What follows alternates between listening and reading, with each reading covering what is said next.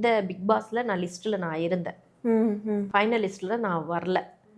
In case நான் உள்ளே போயிருந்தேன் இதெல்லாம் நான் பார்த்தேன்னு வச்சுங்களேன், கொந்தளிச்சுட்டு எனக்கு ரெட் கார்டு கொடுத்து வெளியே அனுப்பிச்சிடுவாங்க. அந்தளவுக்கு நான் ஆக்ரோஷம் ஆகிடுவேன். எனக்கு வந்து ஒருத்தவங்க மனுஷன் மதிக்கணும், அந்த மாதிரி கேரக்டர். உள்ளே போய் மிதிச்சுட்டு சில பேர் இருக்காங்க, மனுஷங்களாம் அங்கே நடந்துக்க மாட்டேங்கிறாங்க. கேமில் வந்து வின் ஆகணும், டார்கெட் ஆகணும், அப்படி பாயிண்ட் வரணும் அப்படின்ற விஷயத்தில் வெறித்தனமாக விளையாடுறாங்க. அது கிடையாது. அதையும் மீறி ஒரு விஷயம் இருக்கு இல்லையா, ஹியூமன். அதை வந்து ஃபாலோ பண்ணணும் அந்த இடத்துல. அதுக்கு தான் அப்ரோச் கொடுக்குறாங்க விஜய் சேதுபதி சார். என்னதான் பாயிண்ட், என்னதான் டார்கெட் இருந்தாலும் பண்ணது நீ தப்பு. சபரியும் பார்த்து கேட்டார், பாரு பண்ண மிஸ்டேக்கும் பாருவையும் கேட்டார் அந்த மிஸ்டேக் என்ன ஏதுன்ட்டு.